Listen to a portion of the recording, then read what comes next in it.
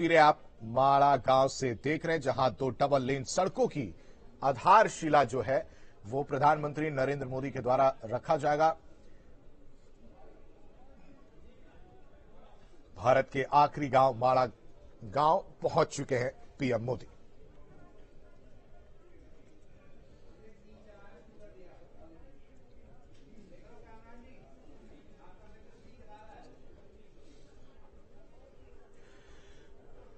देखिए, लोग जो हैं वो पहुंचे हुए हैं अपने प्रधानमंत्री को सुनने के लिए। 2 डबल लेन सड़कों की आधारशिला प्रधानमंत्री नरेंद्र मोदी रखेंगे।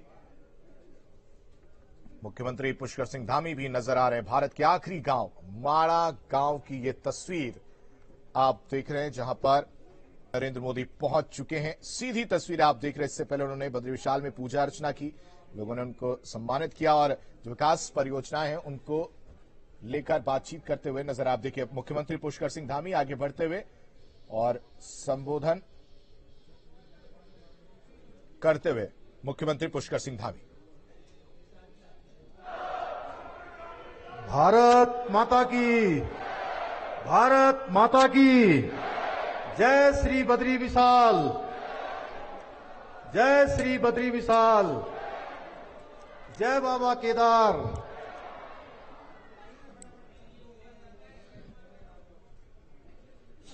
हृदय है निर्मल गंगा सा, मुख पर रवि सा तेज है।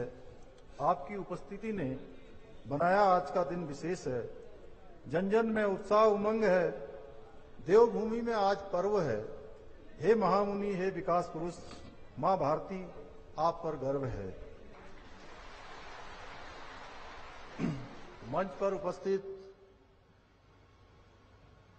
विराजमान हमारे पथ प्रदर्शक, हमारे अभिभावक, विश्व के सर्वाधिक लोकप्रिय नेता, हमारे देश के यशस्वी प्रधानमंत्री आदरणीय नरेंद्र मोदी जी,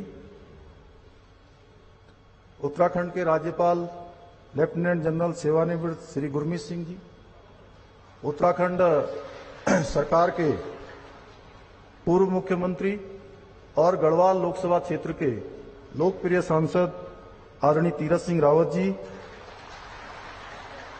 भारतीय जनता पार्टी के प्रदेश अध्यक्ष आदरणीय श्री महेंद्र भट्ट जी, कैबिनेट में मेरे सहयोगी आदरणीय डॉक्टर धन सिंह रावत जी,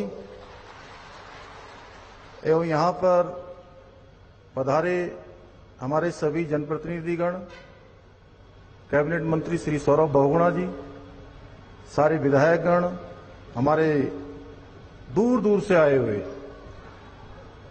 से आए हुए इस सीमांत क्षेत्र माड़ा गांव के और माड़ा गांव के आसपास, जिसको कि मैं भारत का पहला गांव कहता हूं और वैसे अंतिम गांव कहते हैं, लेकिन मैं कह रहा हूं कि भारत का ये पहला गांव है। इस सीमांत क्षेत्र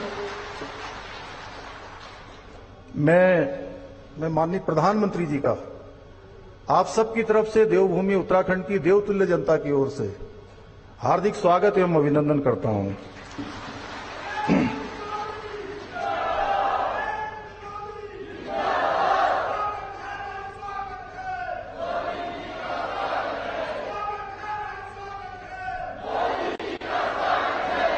हमारे शास्त्रों में वर्णित है कि चंदनम शीतलम लोके चंदनम दपि चंद्रमा चंद्र चंदन यो मध्य शीतला साधु संगति, अर्थात संसार में चंदन को सबसे अधिक शीतल माना गया है, लेकिन चंद्रमा चंदन से भी अधिक शीतल होता है और किसी साधु अथवा महापुरुष की संगति चंद्र और चंदन दोनों की तुलना में अधिक शीतलता प्रदान करने वाली होती है।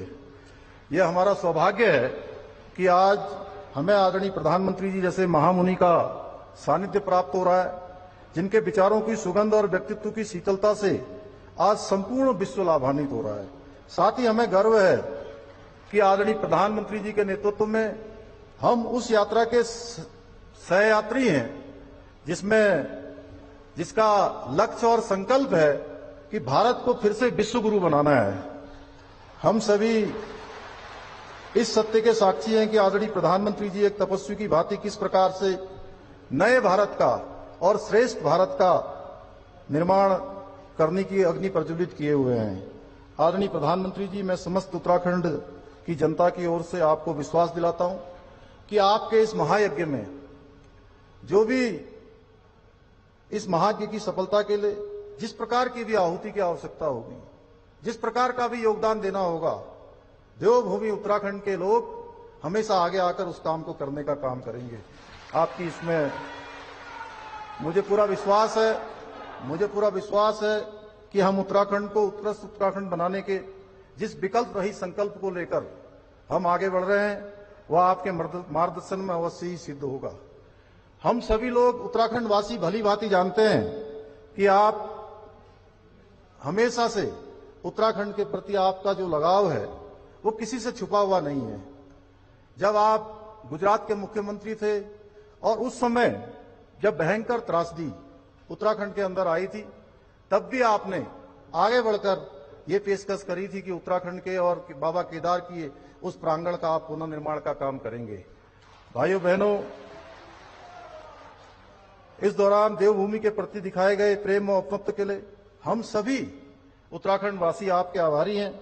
और प्रधानमंत्री बनने के पास आपने जिस प्रकार से उत्तराखंड को प्राथमिकता दी है वो किसी से छुपा हुआ नहीं है।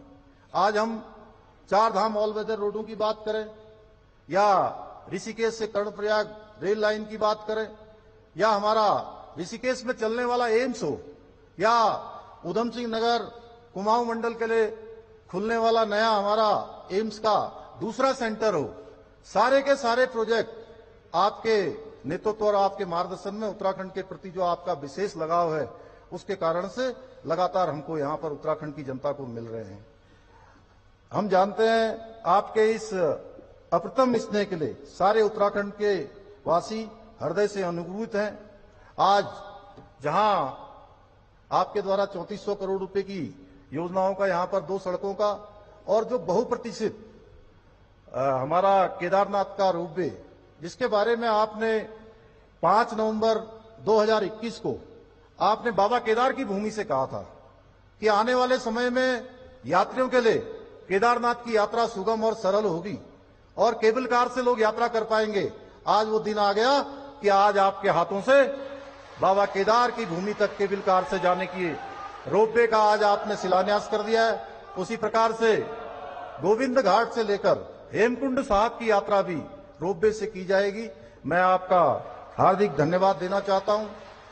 भाइयों बहनों, आज माननीय प्रधानमंत्री जी के नेतृत्व में जिस प्रकार से आज धर्म और संस्कृति का उत्थान का पर्व हम मना रहे हैं, हम किसी से छुपा हुआ नहीं है।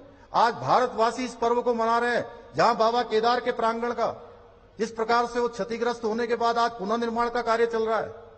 आप देख रहे होंगे कि भव्य केदार और दिव्य केदार बनने जा रहा है। वहीं बाबा बद्री विशाल का मास्टर प्लान पर तेजी से काम हो रहा है। इसके साथ साथ मैं थोड़ा और आगे आपको ले जाना चाहता हूं। मैं विद्यार्थी जीवन में लखनऊ में पढ़ता था। मैं 1999 में अयोध्या गया था और मैंने तब वहां देखा कि बाबा भगवान राम टेंट के अंदर हैं और वहां से जब आया तो मन में एक अजीब सा, मैं कहूं तो उदासी आई कि हम कहते थे राम लला हम आएंगे, मंदिर वहीं बनाएंगे, और लंबा समय लंबा कालखंड बीत गया, मंदिर नहीं बन पाया। आज अगर भगवान राम के उस प्रांगण में भी भव्य और दिव्य राम का मंदिर बन रहा है, वो जन्मभूमि का स्थान अगर जो है एक विस्तार ले रहा है, एक आकार ले रहा है और दुनिया का बड़ा धार्मिक स्थल बन रहा है, तो आपके नेतृत्व में ही ये संभव हुआ है। इसी प्रकार से मैं काशी गया था 2002 में। तब देखा था मैंने इतना सकरा सा रास्ता होता था उसके मंदिर के अंदर जाने के लिए, और कोई शिव भक्त अगर बाबा को गंगा जी का जल लेकर अर्पित करना चाहता था तो उसको जाने के लिए रास्ता नहीं मिलता था। भाइयों बहनों, अभी मैं काशी गया था पिछले वर्ष दिसंबर में, तब हमने देखा कि अब लाखों लाखों लोगों के लिए और कोई भी शिव भक्त गंगा का जल लेकर भगवान विश्वनाथ जी को चढ़ा सकता है, भगवान जो है भोलेनाथ जी को अर्पित कर सकता है। आप सब लोगों ने देखा कि अभी कुछ दिनों पहले ही आपके द्वारा महाकाल लोक जो पूरे भारतवासियों को समर्पित किया गया, उसका भी एक अलौकिक जो है वहां पर निर्माण कार्य पूरा हो चुका है। इस प्रकार से आज धर्म, संस्कृति और हमारे धार्मिक स्थल आपके नेतृत्व में लगातार उनका एक उत्थान का पर्व चल रहा है। भाइयों बहनों, बड़ी मुझे ये कहते हुए बहुत खुशी हो रही है कि आपने 5 नवंबर 2021 को बाबा केदार की भूमि से कहा था कि आने वाला दशक उत्तराखंड का दशक होगा, 21वीं सदी का तीसरा दशक उत्तराखंड का दशक होगा, और उसकी शुरुआत हो गई।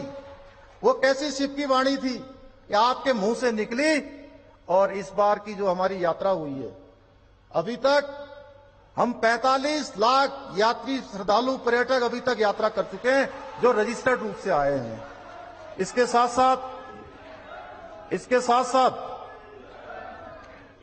साथ जो हमारी कांवड़ यात्रा हुई है, उस कांवड़ यात्रा में भी इस बार सारे पूर्वानुमान टूट गए, सारे रिकॉर्ड टूट गए, और इस बार की यात्रा में 4 करोड़ शिव भक्तों ने मां गंगा का जल लेकर अपने अपने स्थानों पर गए हैं।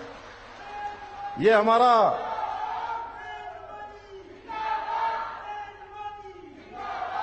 आपके नेतृत्व में स्वर्णिम कालखंड भारत की सांस्कृतिक आध्यात्मिक चेतना के पुनरुत्थान का कालखंड है। आधुनिकता के संतुलित समावेश के साथ साथ आज सनातन संस्कृति का वैभव पुनर्जीवित हो रहा है। भारत पुनः विश्व गुरु के स्थान पर स्थापित हो रहा है। समूचे विश्व को आज आपका कहीं न कहीं नेतृत्व और मार्गदर्शन मिल रहा है। भाइयों बहनों, इसका प्रत्यक्ष उदाहरण है, रूस यूक्रेन का युद्ध हो रहा था, जहां भारत के जो हमारे बेटे थे, बेटियां थी, बच्चे थे, वहां से आने के लिए भारत का तिरंगा तो कंधे पर लेकर चल ही रहे थे, वो तो सुरक्षित उस सीमा से बाहर आ ही रहे थे। वहीं ऐसे देश जो हमको फूटी आंख नहीं सुहाते, हमको पसंद भी नहीं करते हैं, उन देशों के बच्चे भी यूक्रेन की सीमा से बाहर आने के लिए भारत का तिरंगा लेकर बाहर आ रहे थे।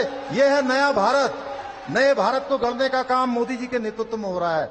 हम एक श्रेष्ठ भारत, आपने जो एक भारत श्रेष्ठ भारत की कल्पना की है, आज पूरे विश्व के अंदर भारत का मान सम्मान और स्वाभिमान बढ़ाने का काम आपके नेतृत्व में हो रहा है।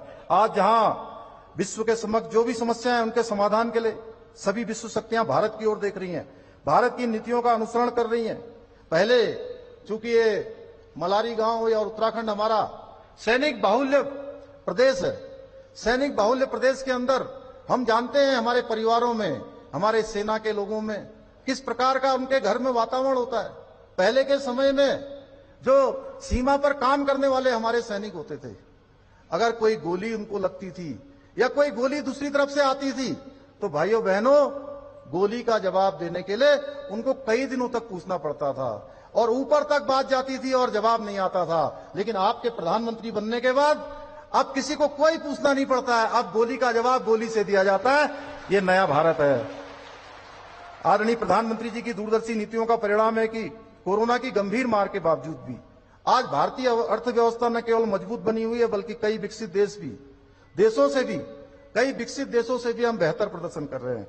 जहां एक और वैश्विक मंदी की चर्चा जोरों पर है, वहीं भारतीय अर्थव्यवस्था को तेजी से आगे बढ़ाने का काम अनुमान IFM द्वारा लगाया गया है। IMF का यह भी अनुमान है कि भारत 5 ट्रिलियन नहीं बल्कि 10 ट्रिलियन डॉलर की इकोनॉमी बनाने में सक्षम है। यह बात हमारी शक्ति और सामर्थ्य को प्रदर्शित करती है। आदरणीय प्रधानमंत्री जी की दूरदर्शिता आर्थिक मोर्चे पर ही नहीं, सामरिक मोर्चे पर भी बेहद स्पष्ट है। आज किसी दुश्मन की हिम्मत नहीं है कि वो भारत की तरफ आंख उठाकर देख ले।